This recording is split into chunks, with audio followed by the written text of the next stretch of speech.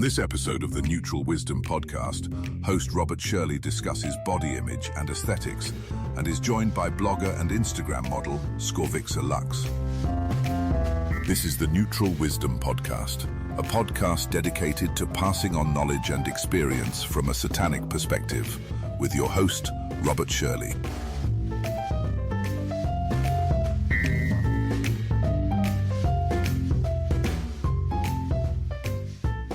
Greetings and welcome to the Neutral Wisdom Podcast. I'm your host, Robert Shirley, and today I'm going to be addressing a topic which I'm sure most, if not all of us, have faced. The topic of body image and aesthetics. I've mentioned in other podcasts and articles that I'd like to write articles which I would read, topics which interest me but rarely have the take I'm looking for. The topic for today's episode is a tough one for me. I've struggled with body dysmorphia of one type or another all my life and still do so today, even though it's no longer as severe. It's really surprising what happens when you start to bare your soul, so to speak, in a communicative form. I actually almost became a little bit emotional. You don't really realize what you've gone through until you begin to assess and quantify it for yourself. In my case, writing it down was hard. You look back at what you've written and think, I would never want anybody to have to go through that. Yet, you've let yourself go through it. Why's that okay, I wonder?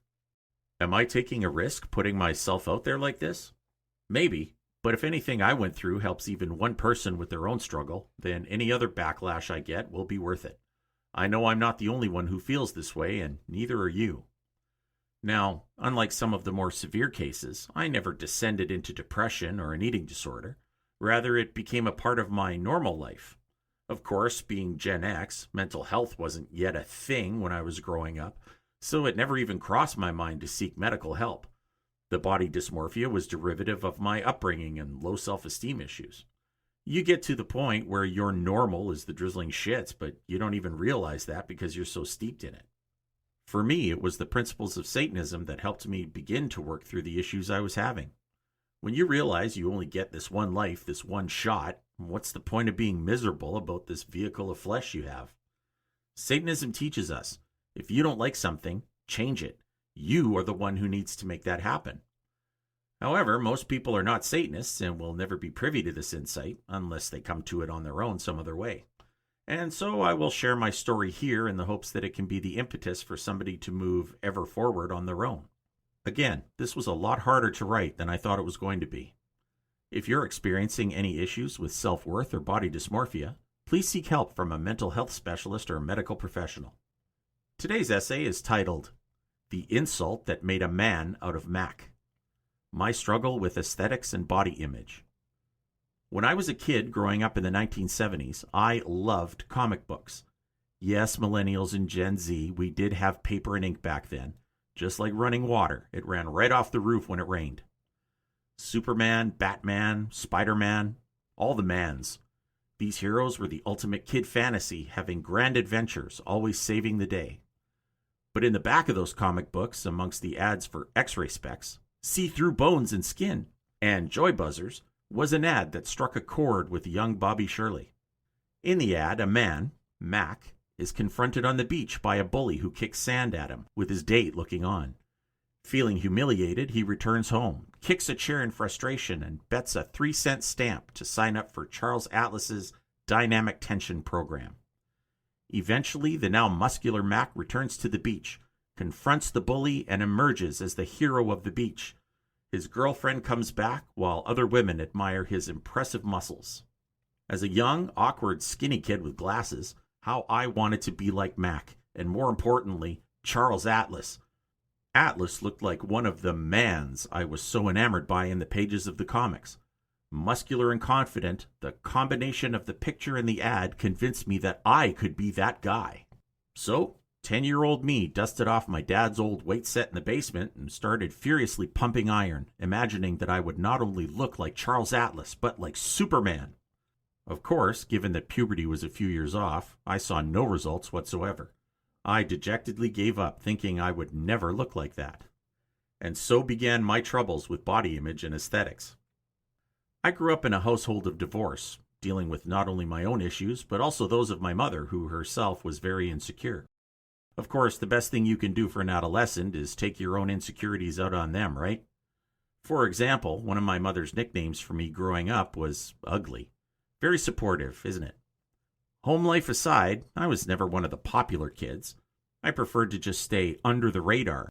But what I did notice was that I was developing wide shoulders and a pretty decent V-shaped torso. Ideal body aesthetics for a male. I started working out again, only this time with the addition of testosterone, I got big and fast. And big became part of my identity. In some ways it still is, although not as prevalent. I finally had something I could be, something that set me apart from other regular-sized people. It made me feel special, like I could be noticed. Of course, looking in the mirror, I never looked good enough. I always futzed around with my look, tried different things aesthetically. Over the years, I alternated between a lean physique and a bulked physique when I was feeling particularly down about myself. Fortunately for me, when I met Ms. Wiz, she really didn't care about big guys. She was more into the smart type, which apparently I is. But I was still never satisfied with me. During our marriage, I bulked up to 300 plus pounds as a powerlifter. It got to the point where I would knock her out of the bed when I rolled over. Over time, I settled at a comfortable 280 pounds, which I found really helped with the whole biker aesthetic I maintained at that time. But despite my obvious body dysmorphia and self-esteem issues, even I knew that the human heart is a muscle which cannot sustain a body of that size for long. Plus, my diet had gotten to the point where I was pre-diabetic since I was just eating for size. Ms. Wiz and I embarked on a weight loss and lifestyle change journey together. It always helps to have a supportive partner. Over a number of years, I went from 280 down to 196 pounds through a combination of diet and cardio. And that didn't help with my body dysmorphia. In fact, that got worse. During that time, I was extremely insecure. I would wear layers of large, baggy clothes to hide my body. Short sleeves? Not with my perceived pipe cleaner arms, thanks. I went from having arms and legs to being the shamed owner of buggy whips and getaway sticks. I recall being at the grocery store with Ms. Wiz and the cashier asked us if we needed help with our groceries. I gave my usual smart-ass reply of, "No, she brought her own gorilla, so I think we can handle it." The cashier started looking around to see who I was talking about. And that hit me like the proverbial ton of bricks. I had lost so much size, I wasn't me anymore. The one thing I had which made me stand out, made me special, was gone from my life. Looking in the mirror, I saw myself as looking sickly. To me, I looked like I was fighting off some horrible disease. And so I started eating and lifting again with the intent of putting on some weight in a healthy way. However, thanks to years of heavy weight training, my body responded quickly due to muscle memory. I liked what I saw in the mirror and lost focus on the healthy part and started on the big part. Instinct, I guess. As animals, we tend to do what comes naturally. Getting big was my naturally. I ballooned back up again, but this time I'm at my more natural size. Sure, I don't have six-pack abs. It's a keg, okay? Or massive arms anymore, but I do have the big I had lost. Sure, I could stand to lose a few pounds. That body dysmorphia and self-esteem thing never really goes away, does it? As a Satanist, I'm highly cognizant of aesthetics and how they play a part in my life. Through my own shadow work, I was able to see where my body dysmorphia and needing to be special came from, and have since come to realize that it is not my body which makes me special. It's me and the confidence I carry with myself that does. I may no longer be built like an action figure, but I wear clothes and accessories that make me feel good. It truly isn't about what other people see, it's about how I feel. When I wear something, I wear it with true confidence. I own it. That's probably why I've never seen another person wearing a bowler hat in the town where I live. We live in a town where movies are often shot due to the scenic location and government tax breaks provided to production companies. I have often been mistaken for being from the movie company because of my style and mannerisms. Notice that my physique had nothing to do with those observations. Not once. Am I going to do a shirtless calendar shoot for Satanist of the Month? Nope.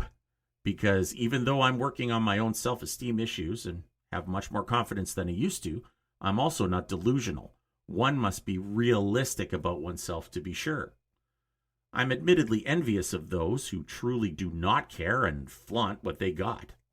I think this comes from a confidence born of a positive environment and upbringing and true apathy to the thoughts of others.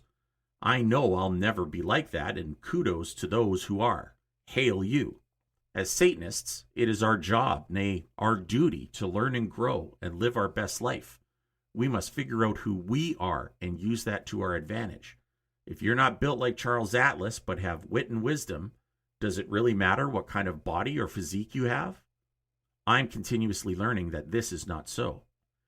In the end, it may have been an insult that made a man out of Mac, but it was ultimately acceptance of myself that made a Satanist out of me.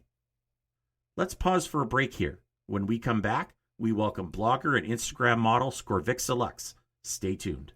You are listening to the Neutral Wisdom Podcast. For comments, questions or suggestions, email us at information@neutralwisdom.ca.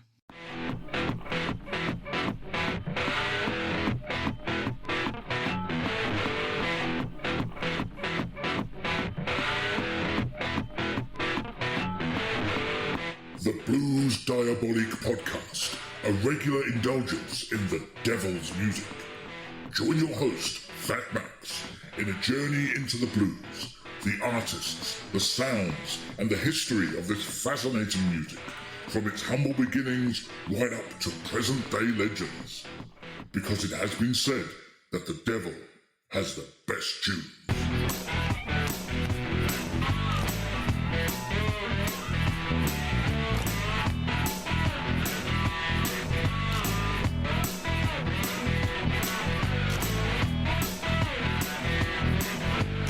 The Blues Diabolique Podcast on Radio Free Satan. Hail the blues and hail Satan.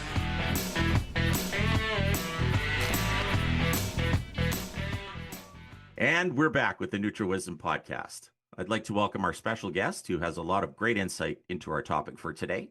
I first noticed her socials a while back as I have a thing for pinup models, and yes, Ms. Wiz is aware of this. She's a blogger and Instagram model and was recently a finalist in a pinup contest in her state.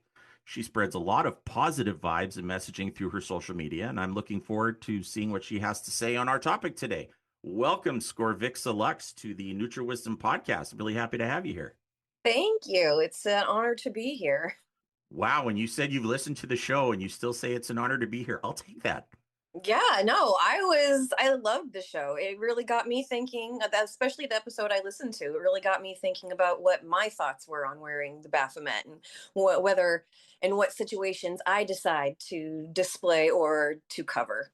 Thank you. And you're coming on to talk about a pretty sensitive topic for a lot of people. I say you're certainly not the bottom of the barrel or end of the list, but I've tried this more than once. And a lot of people are really hesitant or reticent to talk about it. So I appreciate you coming on here and giving us your perspective on this, especially since you're so out there, as it were. Out there is a good word. That's probably a nice word to put it. For the record, she's wearing the coolest Star Trek cardigan I have ever seen in my life. So I think that's really setting the tone for where most of this is going to go right now. So I'm excited. So other than what I said about you in my introduction, who's Scorvixa Luxe? Tell us a little bit about you and your background. How did you get into this Instagram modeling thing? And you're just as cute as a little button too. I've got to tell you that. And my wife is not going to kill me for anything I say because she thinks you're cute as a button too. So just a little background would be great. Well, I grew up in the Pacific Northwest, suburbs of Seattle. Spent a lot of time there. I was a teenager in the 90s with grunge and Nirvana and Pearl Jam. In the heart of it in Seattle. Was it different there in Seattle, the grunge scene, than it was across the rest of the world? Like you were right in the middle of it. I was on the younger side in the 90s. I did get to experience a lot of concerts, but it was fun. It was so fun. It's when shows were cheap. You could get in and see Mudhoney. You could get in and see any of your favorite bands for less than $20. I mean, painting the grass out here was huge. Now you try to go to a music festival like Bumbershoot or anything, and it's so expensive, and it's like over $150. Yeah, and I remember back in the day paying like $15. I mean, we're aging ourselves, I think. I saw the Sex Pistols at Bumbershoot, and it was only like an extra $20 to go see them. Now it would be astronomical.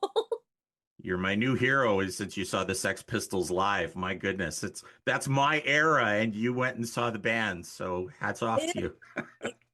Thank you. I was very involved in some of the subculture. I was very much into girl music, spurned on by like Hole and Babes in Toyland and L7. So, well, my favorite band was Bikini Kill.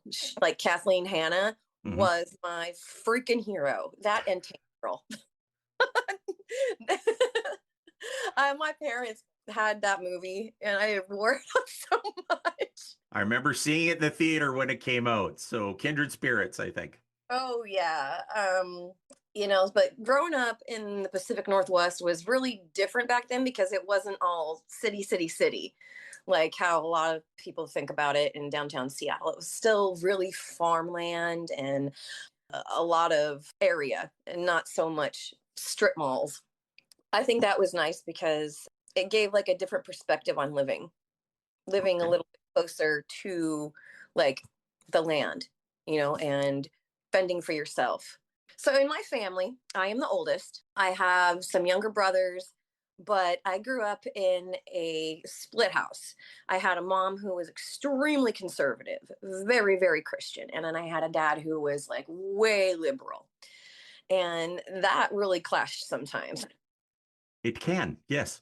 Oh, absolutely. And, I did grow up in the church to their chagrin because I was not complacent with their answers. I didn't like what they said. I always wanted to dig deeper into what they told me. And I asked too many questions.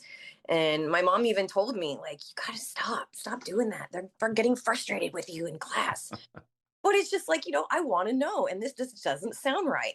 I'm one of those people that has to know the who, what, when, where, and why to like really fully wrap my head around a concept. And I just could not wrap my head around the concept of a sky daddy. Yeah, buying what they're selling, right? We never did it. And I think those of us kind of who are following these alternative philosophies all kind of come from the same place when it comes to that. Yeah. Yeah. It's definitely been hard because, you definitely have that part of you that wants to conform to be like everybody because you know that your path would be a little bit easier if you just did what everybody else was doing. But you've got that like the dark flame inside you telling you, hey, I'm here. Nope, this is not you. Well, and you're definitely making your own way for sure. Um, and again, we're talking about body image and body positivity. Yeah. So what about the modeling thing and the work that you're doing on social media? Like, again, I follow a few pinups because I guess it was my ECI, to the whole pinup thing. Your socials are really positive. You speak a lot about being your true self and not caring about what others think. And you have all the cute outfits. And I think that's my wife's favorite part. So she's going to want to know where you got all those cute clothes. But did you start this fairly early, or is this something you started later in life? Actually, modeling for me started as a way to keep me out of trouble because as a teenager, I said, I was very much into punk rock and riot girl subculture and feminism. And it was a concern to my mom because I was not going down the right path. So she thought that if she got me into modeling, that I would get more into that than writing zines and being an angry feminist teenager. So were you the Mohawk girl, or did you have the Chelsea haircut, or were you kind of a normie looking person who was into the subculture? No, I had this color hair. I had a short pixie cut. When I had long hair, I would have different colored hair. At the time, thrift stores were still awesome. They still had super cool, awesome vintage stuff from like the 40s to the 60s. So I hated dressing like everybody dressed. I would go to the vintage section at the thrift stores and I would buy clothes and then I would upcycle them, today's lingo, and make them into something that I wanted and I liked. And I did that from everything from like golfing pants. My favorite pair was a pair of mailman pants I'd wear around everywhere. I had some like waitress dresses that I had done with like puff paint and I put zippers and change on pants. So I really tried to make myself feel like how I felt inside. So it But wasn't the Seattle uniform of flannel and Doc Martens and backwards trucker caps. no, I did not have a pair of Doc Martens until a year ago. And not because I didn't want them, but growing up in a sheltered house, there are certain things you kind of miss out on. So realizing that now, but no, so my mom was trying to distract me from getting too much, to the liberal side of feminism and, abortion and all that, because those were all like no nos to her. And I Mhm. was very much pro all of them. Yes, yes. So, in order to curb my enthusiasm, she put me in modeling classes. I think she was hoping that it would kind of dim whatever was going on in me, but honestly, it just made me even more rebellious and want to be myself even more. And it ended up getting me the couple of jobs that I got. Well, that was my next question. Can Yeah. we see any of these old pictures? You in the old Sears catalog, or what kind of gigs have you done for modeling? So I've done two, and I will tell you, I quit doing it after the second one. But yeah, the first one is I was an extra in a movie called Slaves to the Underground. It was filmed here in Seattle at a bunch of the famous Seattle clubs, like the Crocodile Cafe. At the time, there was a Moe's Rockin' Cafe that were all bars, part of the nightlife, and it was about a like a riot girl band, and they dealt with the subject of like rape and LGBTQ things. But it was interesting to see how the movie was made. I mean, I was 16 at the time, and I don't think I ever got so many free cigarettes in my life. They're encouraging healthy habits along with your modeling. That and the diet, I guess. Right? The next project I worked on was it was during the advent of like AOL and MSNBC and the like online platforms, like doom doom doom, you have mail, shit like that.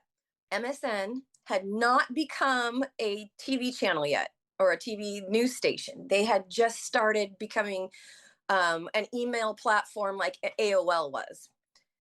And in order to try and pull a younger audience, they came up with the premise of like a teenage interest blog, and they called it High School.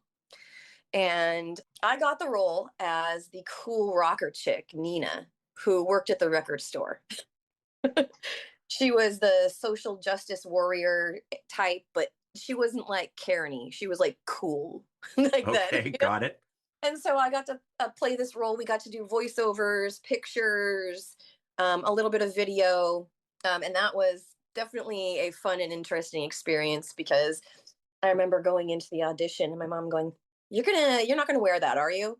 I was wearing like a ringer T-shirt and like, you remember those really big chunky rings with the giant freaking jewels in them? I do. I had those all over my fingers, and just jewelry, and my makeup was like glitter, and it was very very 90s alternative. And I'm walking in there just like that, and my mom's thoughts in my head are, you're not going to get picked because you look like that, but that is exactly the reason that I got picked, is because I look like that. Well, it's a little bit of lesser magic, I think, right? You're uh, giving them what they wanted. exactly. And I figured, going in and being myself, what can it hurt? They can only say no. Exactly. That's the best attitude, and such an unusual one for a teenager because we're all seeking acceptance at that point, right? We're trying to figure out who we are and we want everybody to like us. And you seem to have come out of that pattern of behavior, that pattern of thinking a little bit early, especially doing what you were doing. That's actually really cool. Well, I have had moments of weakness. There have been times in my life where I definitely haven't had a good self esteem or even really liked myself. I've had really low moments too, and I feel like those moments are where I've learned the most for how I am now. Does that make sense? It certainly does. And I do want to address that. Just before we do, like now you're online, you're out there. Yeah. and you're on Instagram. I believe you're on TikTok. I'm really old, and I have never looked at TikTok in my life, so I'm not ashamed to admit it. But how did you get started with that? Did you just one day go, well, I can still do this, but under my own terms, or was it a money making thing? How did you get into that? No, so I make no money at all. I hear you, sister. Okay. I do have a day job, so I have a regular 9 to 5 that I work. So, as life goes on and we learn lessons and we put ourselves in stupid situations and learn from them. Up to now, I've been married a few times, different incarnations of yourself, as you go along the years. I really felt like there wasn't a point in like living my life if I wasn't going to be living it the way that I wanted to. Mhm. I just come out of a bad divorce and it was like physically, mentally abusive. So I had some issues. I just started doing things that made me happy just for the sake of them making me happy. And I really thought hard about what I liked and what I loved. And I thought back to the time when I was a teenager and sitting there finding new hairstyles, finding new fun things to wear. And I'm like, okay, I need to start doing that again. And so I did. And it started slowly, it started building up and up and up. And, I work at a dispensary. So I am a cannabis advisor. And my customers really enjoyed seeing the outfits I was wearing. Sometimes I would dress up with a theme, like a holiday theme, or my coworkers would be like, you know what you should do for the Barbie premiere, for the Barbie movie, you should dress up like Barbie. And so I did. I dressed up like a pinup Barbie and had the old school like Barbie logo and Barbie earrings and everything. And it was awesome. And after that, I'm like, I'm going to keep doing this. And so, my customers love coming in and seeing the outfits that I'm wearing. They tell me all the time, I just adore what you wear. It's so cute. And I started to think, you know what? It is such a shame that I'm not able to share this with more people. And my customers will come to me and be like, you're so brave, you're so this, you're so that. And I'm like, but I'm really not. I'm just like doing what I love and not giving a fuck. You can do it too, please. Next time you come in here, I want to see you doing something that you love and not giving a fuck. And so I just felt like that I wanted to share that. I wanted to show other people that you could have an awesome life and have fun and enjoy yourself and not give a fuck. So you've really cultivated from what I see. Now, all I see of you is what I see online. And it Mhm. looks like you've cultivated this 50s pinup kind of aesthetic, Yes. with the cat's eye glasses and the clothes that you're wearing. Is that your normal day to day? That's the lifestyle that you're living right now, and you add the costumes as the situation warrants? 125%. Yeah. Every day. It is like I enjoy getting up in the morning, picking my outfit, deciding, what theme I'm going to wear for the day or what I'm going to do with my hair. It's like since I work, I feel like this is my hobby. This is what I do for fun. I enjoy it and I want to continue doing as long as I enjoy it. Sound advice. That's Yeah. brilliant. And I think a lot of people can walk away from this with that in their back pockets, right? There's people out there doing it, and there's no excuse that you can't do it yourself. One of the interesting things about your channel or the videos that I've seen of you is you basically start from your skivvies. Now, nothing too Yeah. revealing, but you kind of start from your underwear and you work your way up to the outfit that you're wearing, which is great. Mhm. Was that tough for you at first to go on video and do that? Absolutely. It was because I am 45. So I am not, spring chicken anymore. I have areas on me that do things I don't want it to, that didn't used to do. As I've do had, we all at this point. right, right. And, I've had some children as well. So, I want to be an example for other people who want to love themselves but can't because of whatever rules society has put on them.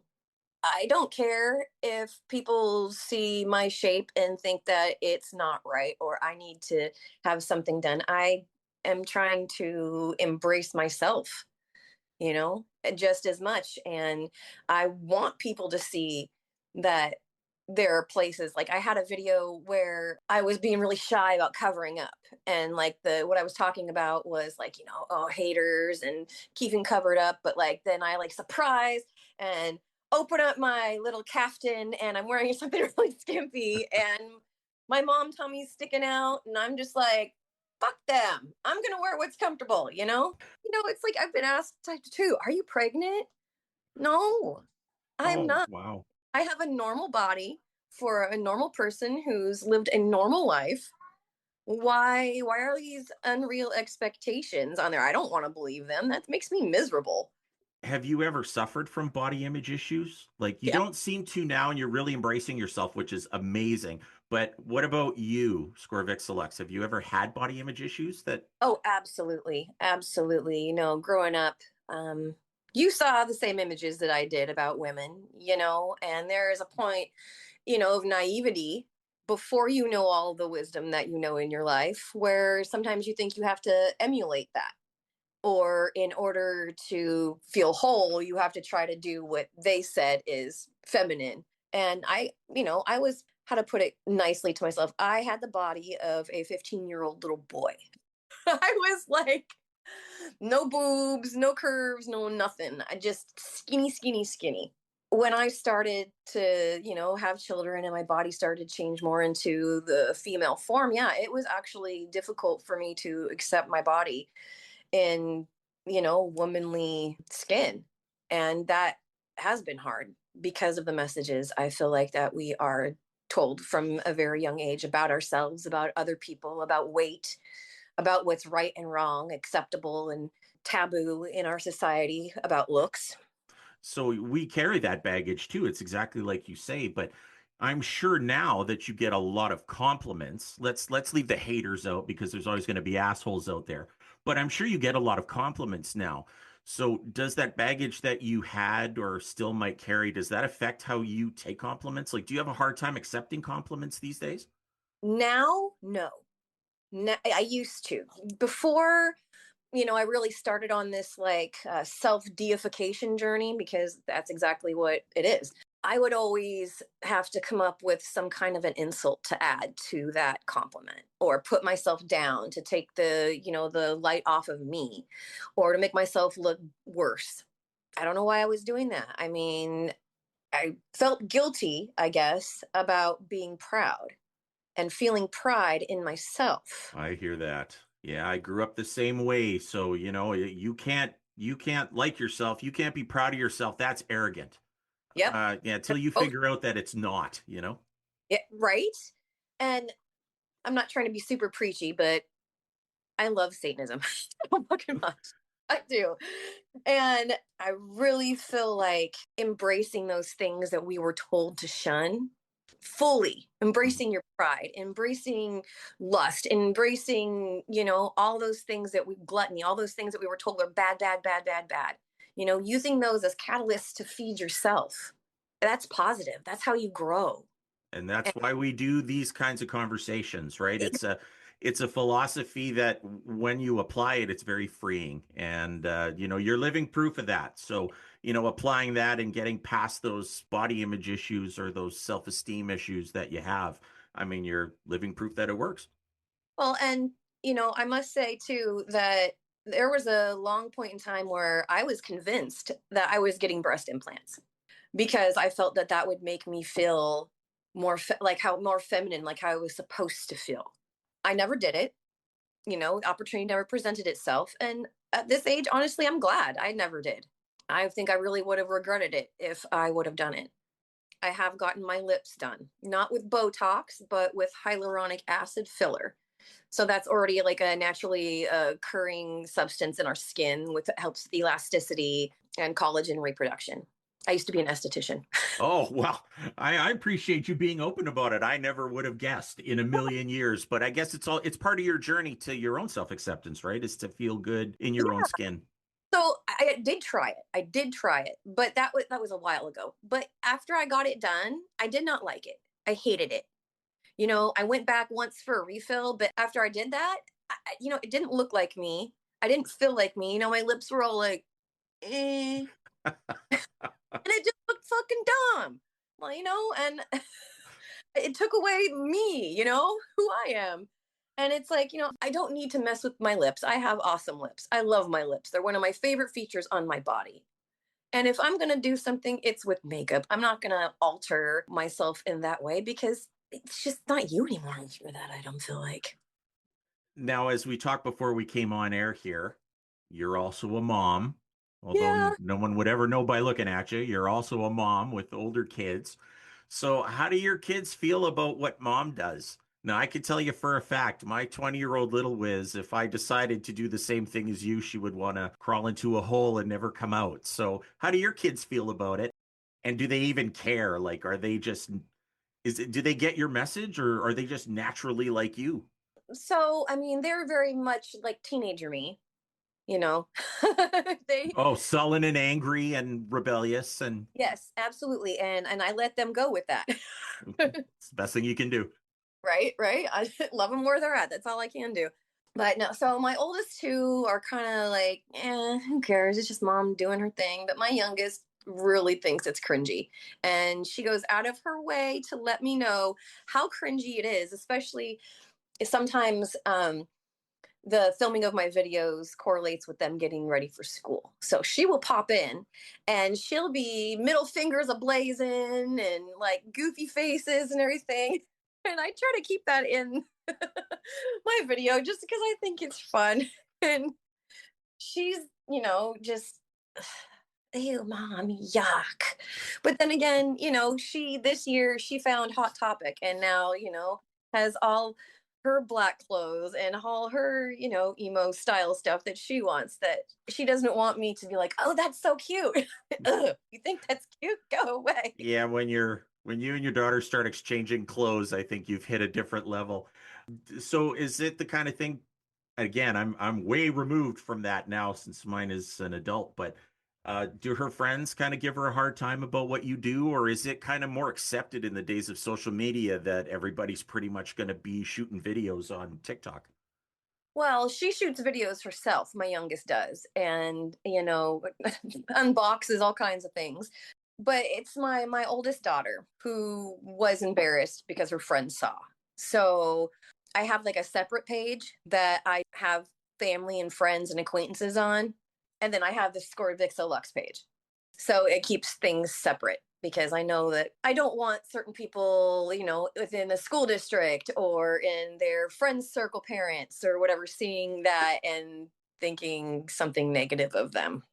Well, that's interesting because that kind of leads into my next question. Now, you Hmm. have two different pages. You have your professional page and your Hmm. personal page. So Okay. I'm going to assume that you have followers and fans on your professional page. I Hmm. follow you on Instagram. So, what about your fans? Do you ever have any of your fans try to date you or get messages or pictures from people who are just like, whoa, buddy, you crossed the line? And why do you think people send you these things? Do you think they feel entitled because you're now a public figure? Yeah, or sometimes I think some people feel like because of my gender, they are entitled to certain things from me, which is absolutely not true. Oh, no, no. Say more about that. I'm interested on this topic. Go ahead.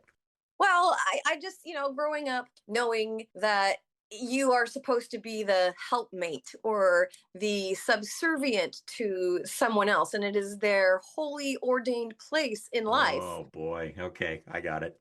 You know what I'm saying? Yeah. So, like, that is still so very pervasive. And, I get that a lot with at work as well in my day to day interactions with customers. On social media, there's even an inkling of weird, I call it the icky eye. If someone is giving me the icky eye and slipping D pics into my DMs, they're blocked. I don't care. I'm not going to put up with that shit. And I don't want my inbox full of people asking me to freaking spank them and be their mistress. That's bullshit. That's not what I'm doing. Wow. I haven't had any of those emails yet, nor am I asking for any, just for the record, but it's a different world, right? I mean, these things are obviously going to come to you. What about I'm assuming you have a partner now. I believe you've mentioned that you have a partner now. Is your partner okay with the stuff that you're doing? My partner is totally fine with the stuff that I'm doing, whether they're involved in it or not involved in it. I'm always just like, "Did you see my video? Did you see my video? Yes, babe, I saw your video." So I mean, I think he knows to just kind of stay back and let me do my thing, and he knows I have fun with it and that it's enjoyable to me. I think that's what matters most to him. Well, that's the most important thing. When your partner's happy, everything's great, right? So you didn't start this modeling thing until after your divorce, I assume then. Absolutely, absolutely. Coming out of that, I mentioned a little bit that it was pretty abusive. And coming out of that, I really had to find myself again. Like, who was I outside of being a mom and this person's wife? Who am I? What do I like? And so I just, started brainwashing myself to like myself with like good brainwash. That, entailed a lot of different kinds of strategies on my part. Not all of them worked, but definitely finding Satanism again and self deification has definitely put a lot of things into perspective as far as what I will and won't accept in my life and living how I see fit. Because you know what? Why be miserable? Why stifle yourself for other people's misery because someone else doesn't want to look at you and see themselves or feel threatened because they want that same thing? No way, man. I fucking hope you feel threatened. I hope you feel so threatened that you like decide that you're gonna do that thing yourself. you know? So when did you come to this? Was it during one of the marriages that you had, or was it afterwards? Like as you moved into kind of, let's say, the third phase of your adult life, for lack of a better term? So actually, I have always been interested in it. Growing up in a very conservative sided household, my mom was very much into demons and speaking in tongues and praying and deliverance and falling down in the spirit and all of that kind of Christian witchcraft. Like the Pentecostal services. I went to one of those as a teenager and was absolutely traumatized. So if that was your house, I'm sorry. Yeah, that was my house. And I remember her listening to like, Christian radio and listening to Christian radio hosts just like bash on the music I liked and stuff like that. But I've always felt different. I always have felt like I didn't fit in with everyone else. Instead of wallowing in it, I tried to embrace it and continue to show how different that I was. As far as religion goes, I never was interested in Christianity. I was always interested in the esoteric and the occult and the forbidden knowledges. Being told growing up that believing in yourself is evil, that being your own God is evil. My mom hated Satanists. I think I read the Satanic Bible for the first time when I was 14. I picked it up off and on throughout my life. But this last time around, absolutely. It was something that I found after my second divorce. I've tried on a few things.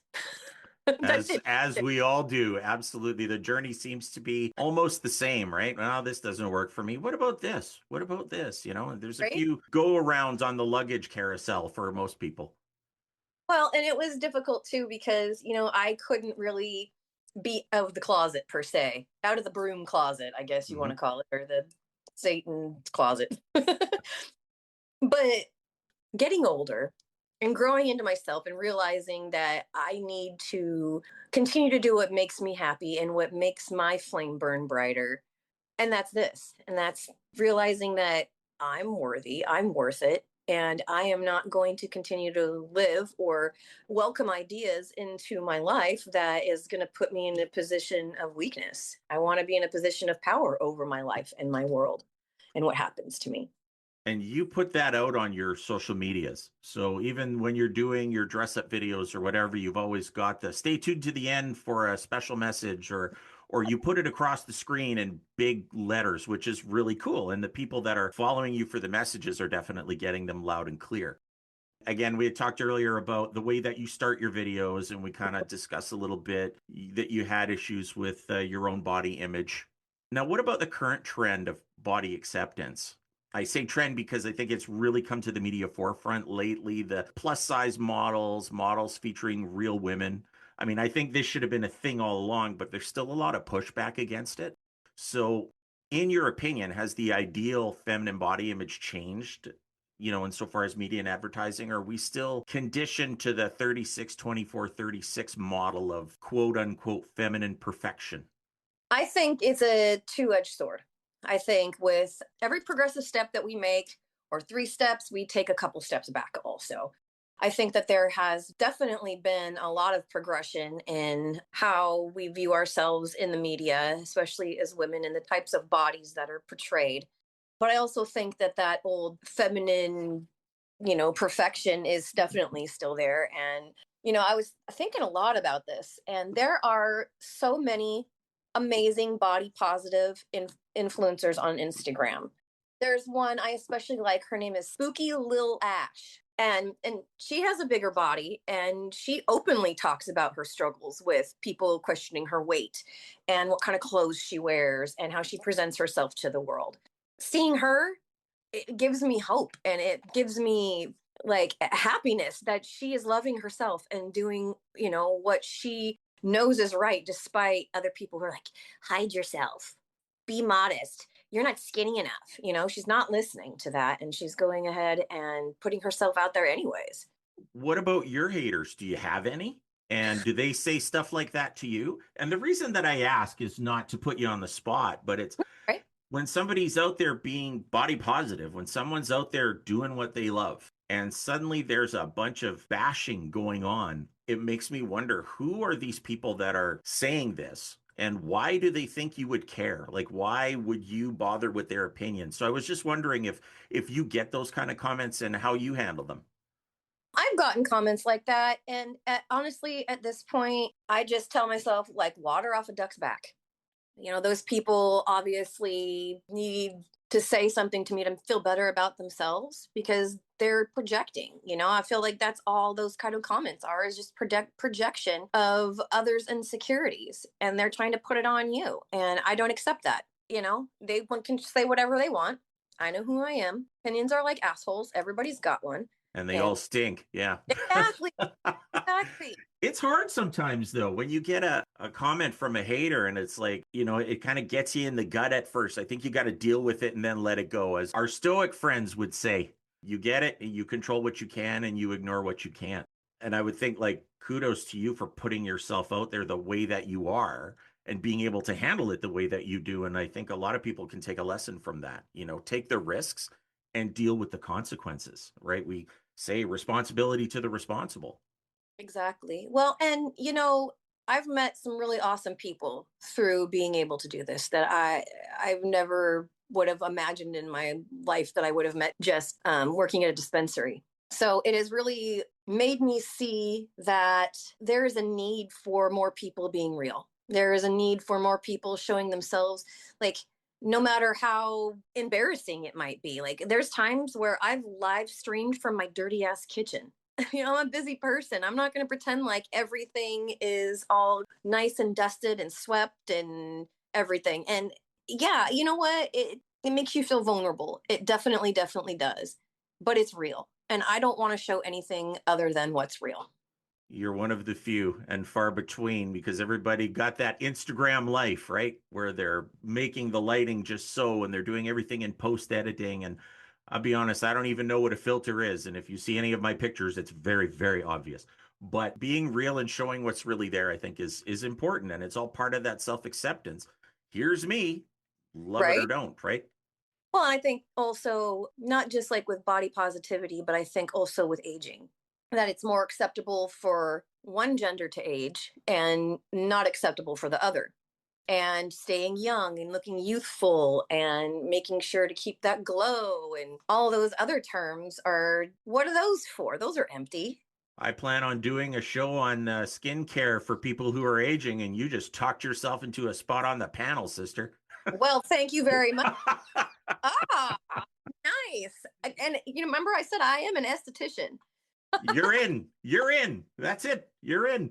Sweet. I look That's forward good. to it. I'm mining for gold, and I hit a vein. I'm happy. I'll take it. I'll take it. So, for our folks out there listening, absolutely tune in, because we're going to be talking about aging and skincare. And I think this is going to be a good one because I need the help. So we'll have a certified expert on there to have that discussion. Awesome. I look forward to that. Um, but talking partly about body positivity, it's like I notice I'm aging in certain places. Like, I know that my neck is getting creepy. Okay. And that embarrasses me greatly. And I can't believe I'm telling you this right now.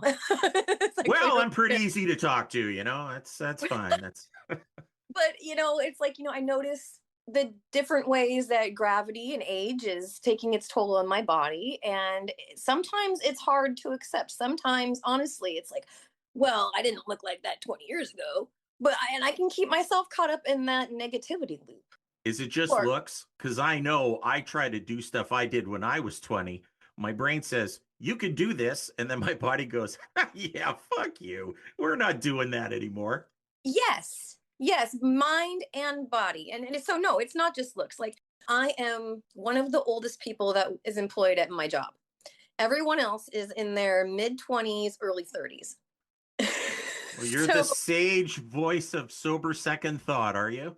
I'm definitely one of the moms of the shop. And that's fine with me. That's the phase of life I'm in. I want to accept where I'm at. But it definitely can be difficult sometimes, as far as body movements and joints go, because I can't be crisscross applesauce. I can't sit on my knees. I can't, do certain movements for a long time. And, allowing myself to slow down and allowing myself to sit on this stool while I'm doing this, or to give myself that aid so I'm not going to suffer when I get home for pushing myself. I hear you. You sleep wrong and it screws up your whole week. I know. I got it. But I never imagined that would be something. I always just like thought my parents were exaggerating when they were, oh, ow, oh. Yeah, that's my father's noise. I'm Right? making my father's noise. Exactly. Oh my goodness. I got to get us back on track here. We could do this all day. So, again, great messages, great videos. What advice would you have for anybody out there who's dealing with their own body image issues or has a lack of confidence due to their dislike of their own body?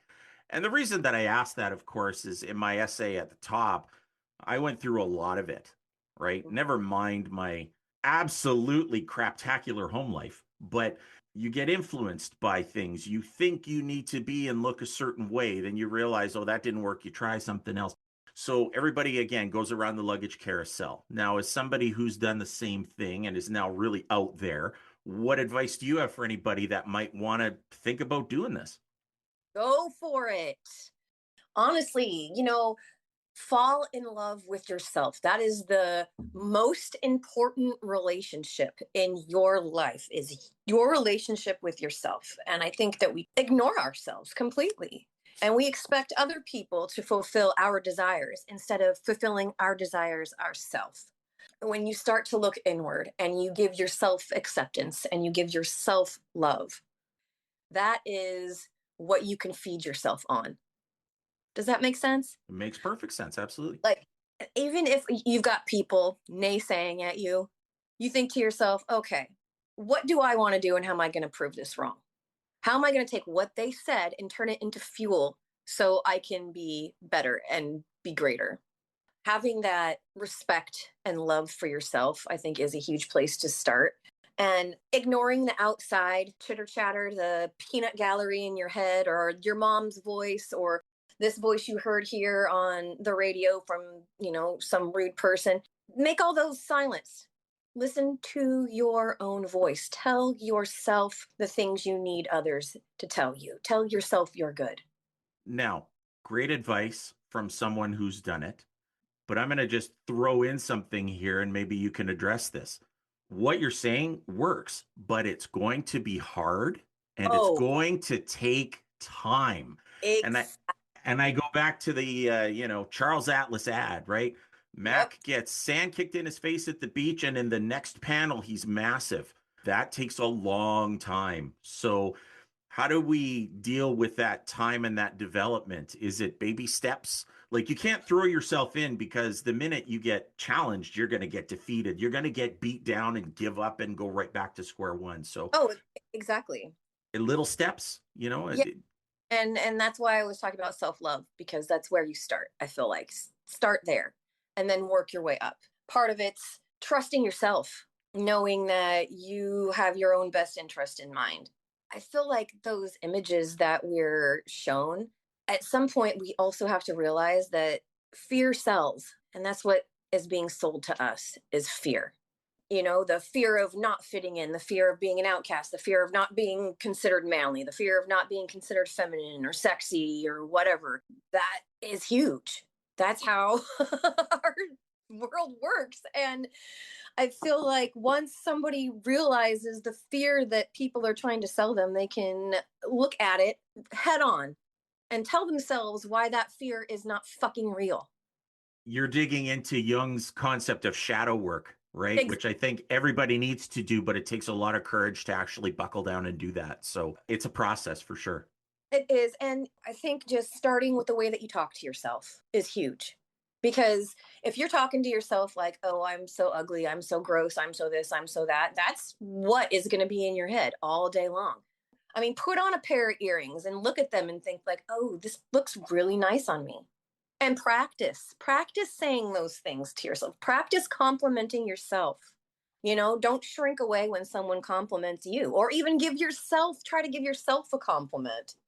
That's a little more down the line, but I mean, if you change what you're telling yourself and you're changing the way that you think about yourself, the rest will follow. That makes perfect sense. Makes Yeah. perfect sense. Anything else that you would like to talk to our listeners about? Advice, any kinds of tips, or be happy to hear your thoughts on anything. You're a Star Trek geek, aren't you? Oh, yes. You Yeah, we can. better see that. I'm putting in an official request right now. I've got plates and Worf. I should show you my landing. I'm being taken on a tour of her home. This is a first for this podcast, I'd have to say. No, I like my stuff. As you should. It's aesthetic. Exactly. I don't know if you could see the Star Trek cup. Yes, it is all in plain sight. I wish There we we did go. this on video sometimes, I'll tell you. No, I grew up a very huge Trekkie, very huge. And actually, a little trivia about me. My youngest daughter is actually named after the actress Marina Sirtis from Next Generation. So it's not then beyond me to say I expect to see that cardigan in one of your videos, because then I'll know you were actually taking requests. You know what? I will definitely find an outfit to wear this with and wear it to work. And I will share the hell out of it. Believe me. No, I absolutely love Star Trek. A coworker and I will sit there and just talk. What's your favorite one, TNG or TOS? Or Well, answer the question. Which one is it? it's a tie. I Okay. mean, Generation, has my favorite staple characters, but then the originals got Kirk and Spock, and but then again, you throw in Deep Space Nine, and then that's a whole different ballgame. I stopped at the original series. I tried the Next Generation. I thought it was cool. Mm-hmm. I made the attempt, but I had to go back. Now I'm disclosing my own geekiness too. But I was a big fan of the original series, and obviously after the tour, thank you very much, by the way. We could see that you're a fan of all facets of it. I'm a huge geek. I love all things nerdy. I grew up, I talked about how my mom was very conservative and my dad was the opposite. So I have a huge love of sci-fi and geekery from him. We would spend many a Sunday afternoon watching Red Dwarf on PBS. You're going to get a few followers from this podcast. There's a lot of us that seem to follow those things. Love it. So speaking of, and I'm going Yeah. to share the hell out of that video. Where can we find you other than Instagram? And by all means, please give us your Instagram address. Are you working on anything that would be of any interest to us? Anything that we can follow in the future?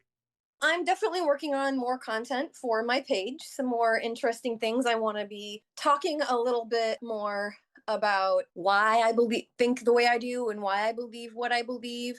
I feel like I don't need to be quiet about it. I don't need to be scared. And I definitely have a apprehension to being that vulnerable, but I really honestly think that is what is needed right now. I'm my own humiliation ritual. So where can we find you on Instagram and TikTok? And are you on Facebook? Where can we find you these days? So I am on Instagram under Scorvixa Luxe. I'm on TikTok underneath the same one. I generally try to post similar things on my socials, but they all kind of have some of the same theme to them. I don't really deviate. I just figure doing that because other people have preferences on what platforms they like. So I figure post on all of them. But then on Facebook, it is not Scorvixa Luxe. It is Leah Pia 10102. Very mature. Very mature. Got it. You couldn't come up with anything better, huh? Well, I mean, I could have put Leah Diarrhea, but I felt that was way more immature. That's way better. That's so much better. All right. Maybe I'll start a page called Leah Diarrhea. That'll just open me up to all kinds of shit, I'm sure. Literal that shit. was awful. Never mind. I'm going to edit that out. That sucked. Wow. That was awesome because you put right into it. No. I'm going out on a high note now. Thank you so much for doing this. I appreciate you responding to a random weirdo on the internet who wasn't asking you to take your clothes off and actually asked you to come out here and bare your soul for a change on the internet. Much appreciated. And I do want to have you back to talk about skin. Definitely. Until the next time we get to talk, it's been an absolute pleasure. Hail Satan. Hail Satan. And that's going to wrap it up for this episode of the NutriWisdom Podcast. I'd like to thank all of you for listening, and a huge thank you to our guest for being here today. For questions or comments, you can email me directly at information@nutriwisdom.ca. You can listen to us anywhere you get your podcasts, and the like and subscribe go a long way in pushing this podcast out. Don't forget to check out my books, NutriWisdom and Hell Has Windows, available now on Amazon.com. Check me out on Facebook under Robert Shirley, and check out Instagram at neutral_wisdom. And be sure to visit the website at nutriwisdom.ca. Until next time, ever forward.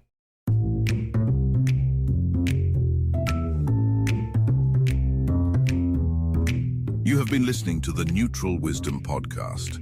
For more information, email us at information@neutralwisdom.ca, Facebook under Robert Shirley, or Instagram at neutral_wisdom.